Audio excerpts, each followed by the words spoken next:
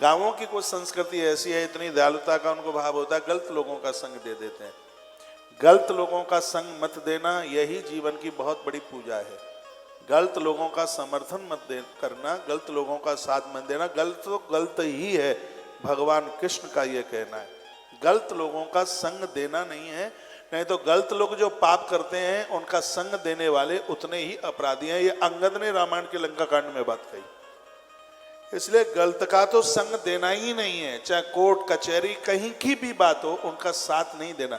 गलत लोगों का संग देने का मतलब है हम अपराधों को बढ़ावा दे रहे हैं, हम पापों को बढ़ावा दे रहे हैं। भगवान कृष्ण का संबोधन है कि गलत का साथ नहीं देना है किसी प्रकार से। पांडव कृष्ण को इतने बढ़िया क्यों लगते हैं? क्योंकि पांडव गलत का संग नहीं देते, इसलिए।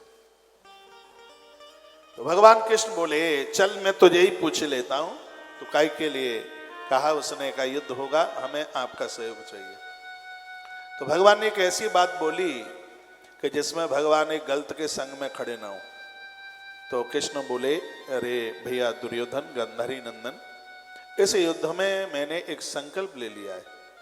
वह मेरा संकल्प यह है कि पूरे युद्ध में मैं हथियार नहीं उठाऊंगा। युद्ध को जीतने की विधि बताऊंगा, सूत्र बताऊंगा, लेकिन हाथ में हथियार उठाऊंगा ही नहीं। मैं लड़ूंगा नहीं, मैं युद्ध नहीं करूंगा, हाथ में मैं हथियार नहीं उठाऊंगा। एक तो मेरा यह पक्ष है, और दूसरा पक्ष मेरा यह है, दूसरी तरफ नारायणी सेना के साथ, उस जमाने में द्वारका की नारायणी सेना से बड़ी कोई सेना ही नहीं थी। दूसरे पक्ष में भैया बलराम नारायणी सेना के साथ युद्ध करेंगे। अब तुम ये विचार कर लो, मुझे बता दो कि निहत्थे कृष्ण को लेना चाहते हो या नारायणी सेना के सहित भैया बलराम को लेना चाहते हो? तो दुर्योधन ने कहा केशव जब तुम युद्ध ही नहीं करोगे तो क्या तुम्हारे ऊपर अगरबत्ती जलाऊंगा वहां? फिर तुम्हारी जरूरत क्या है? मुझे आपकी जरूरत नहीं, मुझे तो गुरुजी बलराम के सहित नारायणी सेना दे दीजिए। भगवान ने कहा दिया। तो वो तो चला गया बलराम जी की तरफ, इधर कृष्ण और अर्जुन दोनों खड़े रह गए। भगवान कृष्ण ने पार्थ के चेहरे को पढ़ा, मानवता के संपूर्ण लक्षण अर्जुन में है।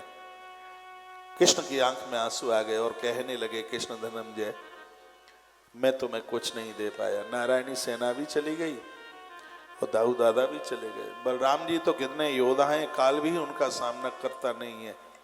मैं तो निहत्था रह गया खड़ा, मैं अपने अर्जुन को कुछ भी नहीं दे पाया। क्या करूं? अब सोच रहा हूं कि मैंने इतना बड़ा संकल्प ले लिया और वो मैं निहत्था, युद्ध करूंगा नहीं, ये मैंने संकल्प कर लिया है, मैं तुम्हें कुछ दे नहीं पाया।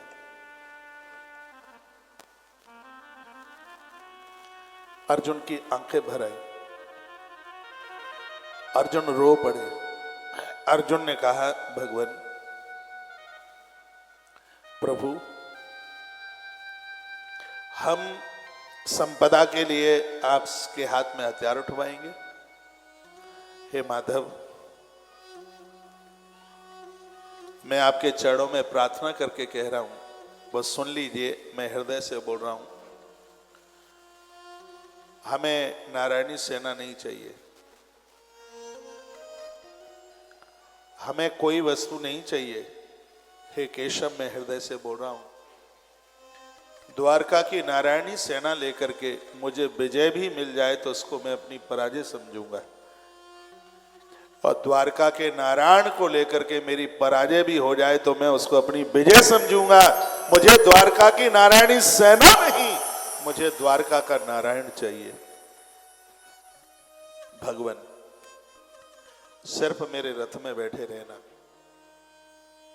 मेरे घोड़ों की बागडोर संभाल लेना, मुझे किधर जाना है, मुझे किधर नहीं जाना, बस ये आपको संभालना है। आप सौंप दिया इस जीवन का सब भार तुम्हारे है, जीत तुम्हारे हाथों में और हार तुम्हारे हाथों में। मेरे दादा गुरुजी की ये पंक्तियां, मेरे गुरुजी को आप जानते हैं क्या?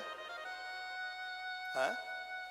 परम पूज्य महाराज श्री जी जूना पीठाधीश्वर, आज 12 लाख सन्यासियों के ऊपर आचार्य महामंडलेश्वर है। इस देश के एक प्रखर सन्यासी हैं, मेरे लिए तो मेरे महादेव है। पूज्य महाराज श्री जी जूना पीठाधीश्वर दिखाओगे एक बार? उनके भी गुरु भारत माता मंदिर के अधिष्ठाता छोटी सी उम्र में शंकराचार्य बने, उन्होंने पूरे देश में अलग जगह और पंक्तियां गाई, अब सौंप दिया इस जीवन का, सब भार तुम्हारे हाथों में है, जीत तुम्हारे हाथों में और हार तुम्हारे हाथों में। उन्होंने ये पंक्तियां गाई हैं।